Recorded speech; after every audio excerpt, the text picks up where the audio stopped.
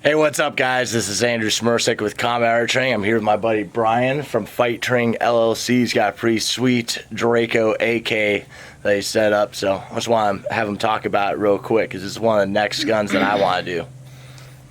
All right, so I have just an older Draco, probably from 2010.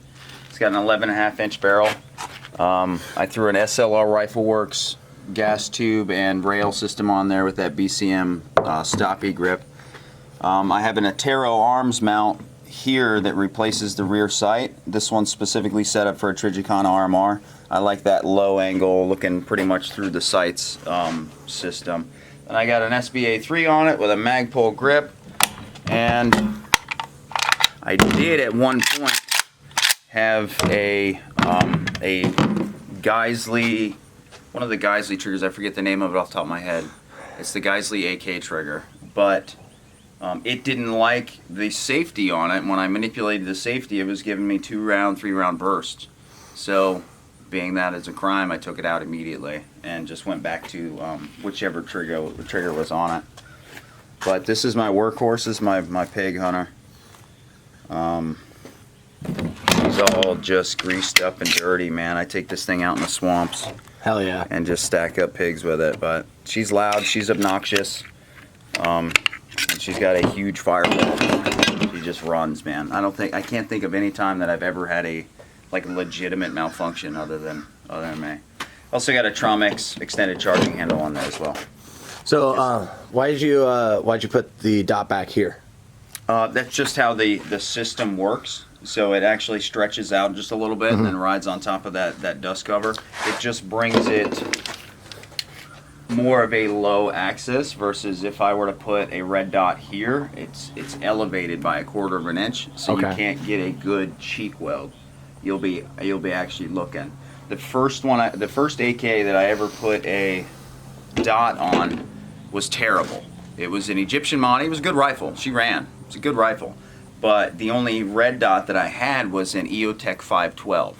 And that thing it runs on AA. It's like this big. And when I put it on the rail system that I had out front, it was so obnoxious. I was like, boom, boom. It was nonsense. So then I got into looking at the side mounts, which unfortunately the Dracos don't generally have, which is the plate right here. And I like how the Russians had set up their stuff with a side mount because it stays off of the gun. But this one, a buddy of mine at the AK-F.I.G.H.T 2016 here at Aries training facility, he had this one set up for a Aimpoint T1 Micro. And I loved it. But I like RMRs. So I looked up the mount that he told me it was, the Atero arms mount, and then went with that for the Trijicon because I'm a Trijicon fanboy. It's pretty sweet. It still has built-in irons there too. So okay, that's gonna be impossible to get the camera on there right, but they're there. Yeah. So it does have your backup irons. That's built into that Atero arms mount, which does kind of replace it. It's a little bit difficult to see anyway, but. Honestly, you just get to know your hold and where your dot sits inside of that thing. Right now, it's directly on top, so all I have to do is point and acquire that hood right there. And once that hood is on the thread, and close quarter stuff, but you can get decent accuracy out of that. What distance do you zero it at? I generally do everything 25-300 with ARs. And what I did with this one was that 36 meter zero. Just because, again, it's my pig gun specifically. And when I hunt pigs, they're generally between 25 to 50 meters. So that 36 for the by 3.9 is just where it's at. Now, I'm gonna put out stuff on what to choose an AK for, what to choose an AR for. I tell people to get a AR-15 for their first rifle just because it's so easy to get stuff for it, mags and everything. Where do you believe, aside from hunting pigs more in gunfighting sense, where do you like the AK as a tool? So my general basis quick story. I bent the bolt carrier of an M4, of a Knight's Armament M4 in Iraq. And then I had to carry a 249 for months, which is not a problem. I like the 249. But since that happened, and me being of the mindset of, you know, SHTF, all of that, I called up my wife and I said, hey, listen, I want you to buy me an AK, right now. Go buy me an AK so when I get home it's sitting there. And she did. She bought the Draco. And so on a long-term bad situation, I can't keep my gun oiled and cleaned and all of that, the AK will take the reins, and if you know, for that type of future, you know, collapse or whatever. But ARs, as long as you can clean them, as long as you can actually maintain them, give replaceable parts, oil, all of that, the AR will reign supreme. There's nothing anybody can say about it, especially in particular with home defense and all of that.